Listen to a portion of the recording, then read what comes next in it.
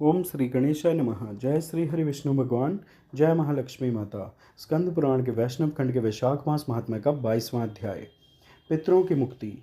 मैथिलीय ने पूछा, वैशाख मास में कौन कौन से दिन पुण्यदायी हैं? उन तिथियों में कौन कौन से दान करने की सलाह दी जाती है? वे कौन सी तिथियां हैं जो संसार में बहुत प्रचलित हैं? विस्तार से बताइए।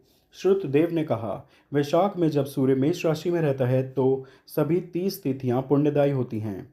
एकादशी के दिन जो कुछ किया जाता है वह बहुत पुण्यदायी होता है। वह करोड़ों गुना फल देने वाला होता है। जो व्यक्ति 11वें दिन जल में डुबकी लगाता है उसे सभी दानों से मिलने वाला पुण्य तथा सभी तीर्थों से मिलने वाला फल प्राप्त होता है। तीर्थ स्नान, दान, तप, होम, देवता का पूजन, अच्छे पवित्र कर्म तथा कथा श्रवण, ये सब तत्काल मोक्ष प्रदान करने वाले होते हैं। जो व्यक्ति रोग आदि से पीड़ित है तथा दरिद्रता से ग्रस्त है वह इस पुण्यदायी कथा को सुनकर संतुष्ट तथा धन्य हो जाता है।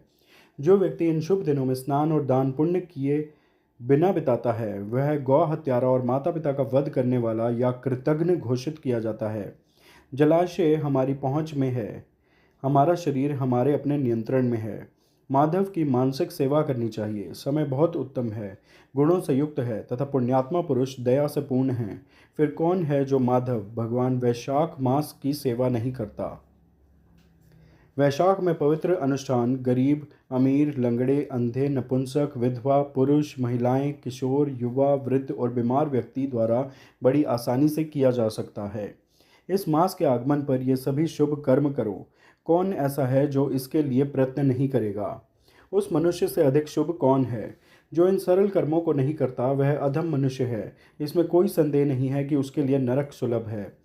अब मैं उस मास की श्रेष्ठ तिथि का वर्णन करूंगा जो सब पापों को दूर करने वाली है। मैं दही से निकाले गए मक्खन के समान सार का वर्णन करूंगा। चैत्र मास में जब सूर्य मेष राशि में होता है उस तिथि के देवता पितरों का वास होता है। वह तिथि पापों का नाश करने वाली होती है। इससे करोड़ों गयाओं का फल मिलता है। इस संबंध में पितरों के विषय में एक प्राचीन कथा कही जाती है। हे राजन, उस शुभ कथा को सुनो जो उस समय घटित हुई थी जब सावर्णी पृथ्वी पर राज्य कर रहे थे।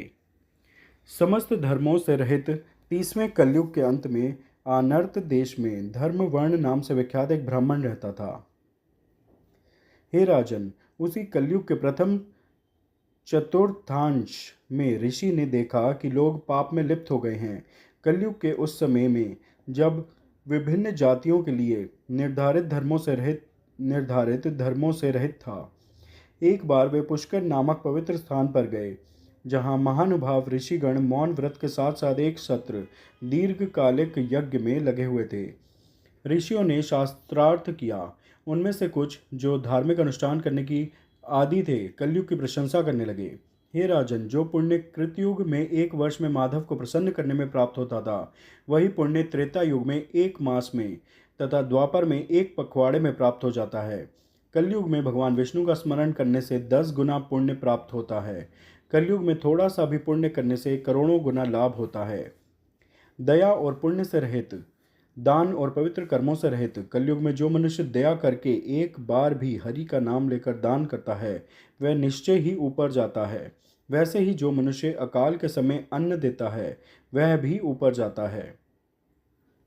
इस विषय पर जब चर्चा चल रही थी तभी नारद मुनि वहां आए। उन्होंने एक हाथ से अपना लिंग तथा दूसरे हाथ से अपनी जीभ पकड़ ली और पागलों की तरह हंसने लगे। वे श्रेष्ठ मुनि भी नाचने लगे। सभा में उपस्थित लोगों ने उनसे पूछा, हे नारद, यह क्या है? उन महाबुद्धिमान ऋषि ने नाचते हंसते हुए उन सबको उत्तर दिया, आनंद के कारण, क्योंकि तुमने यह कहा है कि जिन्होंने अपनी आत्मा को पवित्र किया है और जो नाच रहे हैं, इसमें कोई संदेह नहीं है। हम सभी आत्म साक्षात्कारी हैं। पुण्यशाली कली आ गई है, यह सच है। इसमें कोई संदेह नहीं है कि बहुत कम से बहुत कुछ प्राप्त होता है। केवल दुखों के नाश करने वाले केशव का स्मरण करके हम उन्हें प्रसन्न कर सकते हैं। फिर भी मुझे तुमसे कहना पड़ेगा कि दो बातें निश्चित रूप से नहीं हो सकती।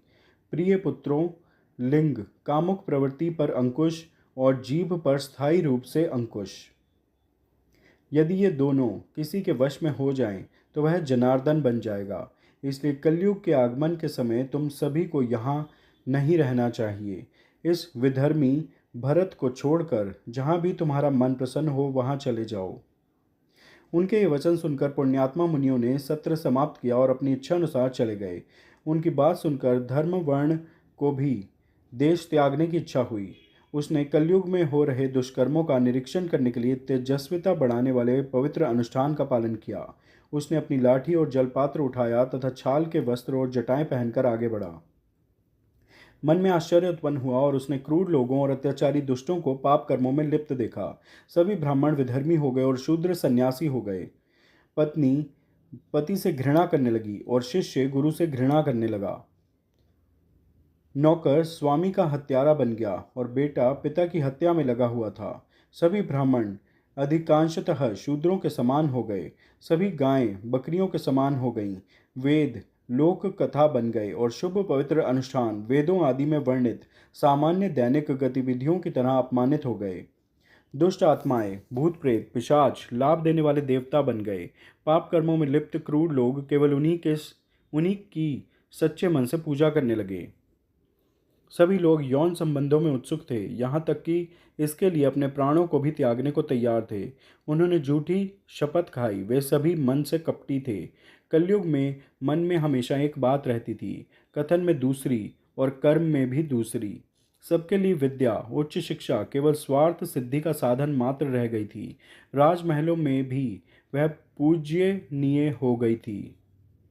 कलयुग में संगीत और उससे संबंधित कलाओं सहित ललित कलाओं को राजाओं द्वारा विशेष रूप से पसंद किया जाने लगा और उन्हें संरक्षण दिया जाने लगा।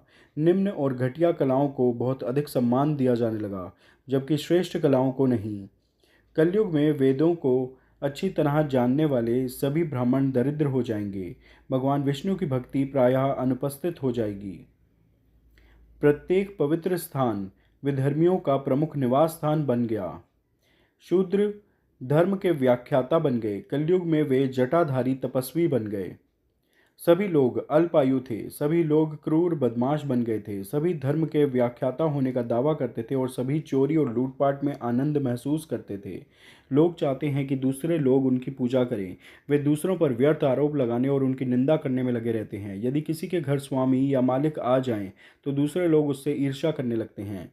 कलयुग में भाई अपनी बहन के साथ और पिता अपनी बेटी के साथ शारीरिक संबंध बना सकता है। सभी लोग शूद्र स्त्रियों पर मोहित हो गए। सभी वेश्याओं के आकर्षण से मोहित हो गए। लोग अच्छे और सम्माननीय लोगों की अब उपेक्षा करते हैं। वे उन लोगों का सम्मान करते हैं जिन्होंने बहुत पाप किए हैं।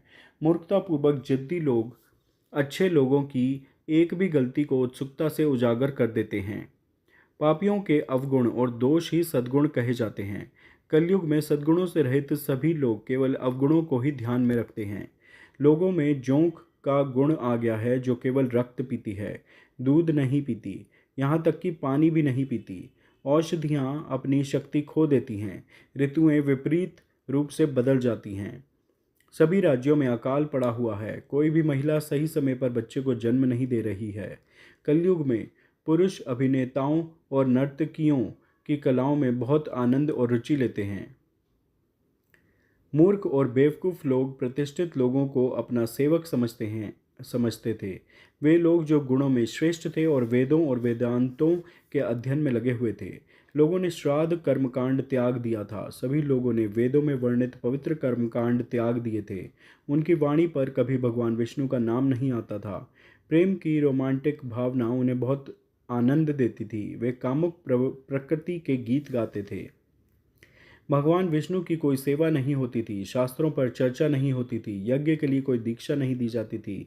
जरा भी विचार विमर्श नहीं किया जाता था। कलयुग में कोई तीर्थ यात्रा नहीं की जाती थी।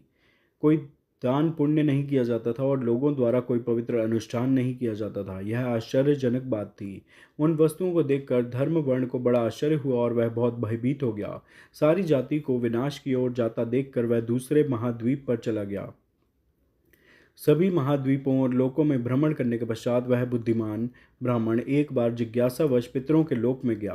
वहाँ उसने अपने पितरों और पूर्वजों को भयंकर दुर्दशा में देखा। अपने कर्मों के कारण वे थके हुए थे। वे इधर उधर भाग रहे थे। वे रो रहे थे और विलाप कर रहे थे। उनमें से कुछ लोग अंधेरे कुएं में गिर गए थे। कुछ लोग उसमें गिरने वाले थे। वे दूरवा घास की नोक पर बुरी तरह लटके हुए थे। उन्हें संदेह था और डर था कि कहीं यह घास किसी भी क्षण टूट कर गिर न जाए। तभी एक चूहा दूरवा घास की जड़ के पास आया। जड़ का 3/4 हिस्सा पहले ही कुतर चुका था और केवल एक हिस्सा बचा था। जड़ को धीरे धीरे खत्म होते देख वे पीड़ा से व्याकुल हो गए। जब उन्होंने नीचे देखा तो उन्होंने देखा कि तटबंध के गिरने के कारण बहुत ही भयानक अंधेरा था। उस पर चढ़ना बहुत मुश्किल था। यह बहुत भयानक था। यह उनके अपने कर्मों के कारण हुआ था। वे इसलिए बहुत दुखी थे। आगे का स्थान भी दुर्गम था और किसी भी सहारे से रहित था। उन्हें देखकर दयालु ब्राह्मण आश्चर्यचकित हो गया और उसने ये शब्द कहे, तुम कौन हो? वह कौन सा दुर्दम्य कर्म है जिसके कारण तुम इस स्थिति में पड़े हो? तुम किस गोत्र में जन्मे हो? तुम्हें निश्चित मोक्ष कैसे मिलेगा? यह बताओ और यह तुम्हारे कल्याण के लिए अनुकूल होगा। ऐसा कहे जाने पर वे मणि उन शब्दों के कारण अत्यंत दुखी हो गए। वे उससे दयनीय स्वर और शब्दों में बोले, वे जो धर्म और श्रुतियों को बाकी सब चीज़ों से ऊपर रखते थे। मेंस ने कहा, हम श्रीवत्स गोत्र के हैं। हम पृथ्वी पर लगभग संतानहीन हैं। हमें पिंड, चावल की गेंद और श्राद्ध कर्म से वंचित रखा गया है। इसलिए हम जल रहे हैं और पीड़ा में हैं। पापों के कारण ही इस कलयुग में हमारी जाति निसंतान हो गई है। चूंकि जाति विलुप्त हो गई है इसलिए हमें पिंडदान देने वाला कोई नहीं है। इसलिए हम अभागे लोग संतानहीन होकर अंधकारमय कुएं में गिरने वाले हैं। हमारी जाति में केवल एक ही है धर्म वर्ण जो बहुत प्रसिद्ध है, लेकिन वह सांसारिक मामलों से अनासक्त है। वह अविवाहित है। उसने गृहस्थ जीवन नहीं अपनाया है। इस एक संतान के कारण ही हम दूरवा के एक पत्ते के सहारे किसी तरह टिके हुए हैं। चूंकि उसकी कोई संतान नहीं है इसलिए चूहा प्रतिदिन उसकी जड़ को कुतरता है।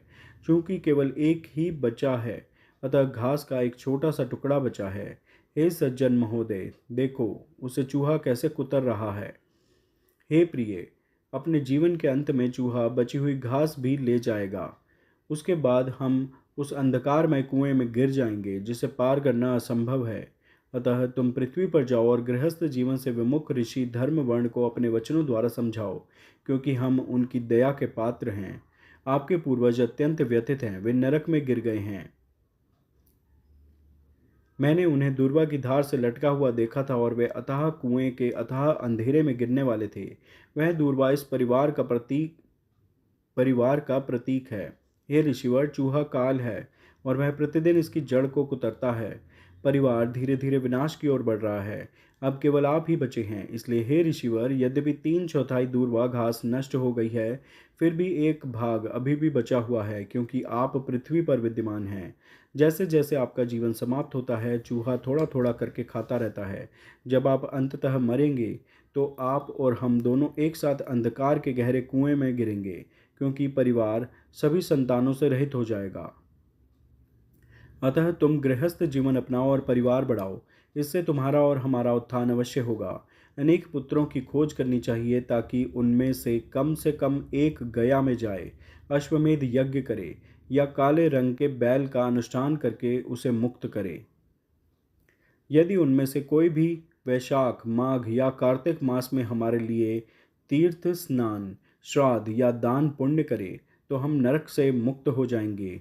उनमें से कोई भगवान विष्णु का भक्त होगा। उनमें से कोई भगवान हरि के दिन अर्थात 11वें दिन व्रत आदि रखेगा, या उनमें से कोई भगवान विष्णु की पाप नाशक कथा सुनेगा। इससे उसके पहले की 100 पीढ़ियाँ और उसके बाद की 100 पीढ़ियाँ पापों से घिरी होने पर भी नरक नहीं देख पाएंगी।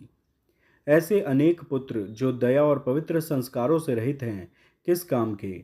जो कुल में उत्पन्न होकर भी भगवान विष्णु की पूजा नहीं करते। सब लोग जानते हैं कि पुत्रहीन मनुष्य उत्तम लोक को प्राप्त नहीं होता। वहाँ भी दया युक्त संतान अत्यंत दुर्लभ है। इन दयालु और निष्कपट वचनों के द्वारा उसे ज्ञान प्रदान करो। यद्यपि वह सांसारिक विषयों से विरक्त है, फिर भी उसे गृहस्थ जीवन की ओर प्रवृत्त करो। पितरों की ये बातें सुनकर धर्मवर्ण को बड़ा आश्चर्य हुआ और वह बहुत घबरा गया। उसने उनको प्रणाम किया। वह रो पड़ा। उसके शरीर में कंपन होने लगा। उसने हाथ जोड़कर प्रणाम किया और कहा, मैं आपके कुल का सदस्य हूँ धर्मवर्ण। मैंने हठ किया है।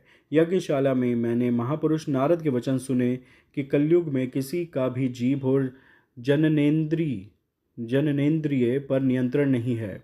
पृथ्वी पर भी मैंने उन पापी लोगों को देखा। मैं भयभीत और शंकित हो गया। दुष्ट लोगों की संगति के भय से मैं संसार भर में घूमता रहा और अन्य महाद्वीपों में रहा। कलयुग का 3/4 भाग बीत चुका है। हे पितरों, पिछली तिमाही में भी 3.5 भाग बीत चुके हैं। मुझे आपके दुख का पता नहीं है। मेरा जीवन व्यर्थ गया। जिस कुल में मैं था वहाँ के पितरों का ऋण मैंने नहीं चुकाया। जो पुत्र पृथ्वी पर बोझ है, जो शत्रु है, जो विष्णु, पितरों, देवताओं और ऋषियों की पूजा नहीं करता, उसका क्या लाभ। मैं आपकी आज्ञा का पालन करूंगा। मुझे आज्ञा दीजिए कि कली का भय, बुरा प्रभाव ना हो और सांसारिक जीवन में कोई परेशानी ना हो। पुत्र के रूप में संसार में मेरे कर्तव्यों के बारे में मुझे आज्ञा दीजिए। हे राजन, अपने ही कुल के बुद्धिमान धर्मवर्ण के द्वारा ऐसा कहे जाने पर पितरगण कुछ हद तक शांत हो गए और उन्होंने इस प्रकार कहा। हे पुत्र, अपने महान पितरों की यह दुर्दशा देखो। वे संतान के अभाव में पतित होने वाले हैं। उन्हें केवल दूर्वा का ही सहारा है। तुम गृहस्थ जीवन अपनाओ और संतान के द्वारा हमारा उद्धार करो। जो लोग भगवान विष्णु की कथाओं में आसक्त रहते हैं, जो सदैव हरि का स्मरण करते हैं, जो सदाचार में रत रहते हैं, उन्हें कली नहीं सताती। हे सम्मानदाता, जिसके घर में शालिग्राम पत्थर होता है या जिसके घर में महाभारत होती है, उसे कली नहीं सताती। जो व्यक्ति वैशाख मास में पवित्र अनुष्ठान करता है, जो माघ मास में तीर्थ स्नान करता है और जो कार्तिक मास में दीप दान करता है, उसे कली देवता कष्ट नहीं देते। जो व्यक्ति प्रतिदिन भगवान विष्णु की कथा सुनता है, जो पापों का नाश करने वाली, दिव्य और मोक्ष प्रदान करने वाली है, उसे कली नहीं सताती।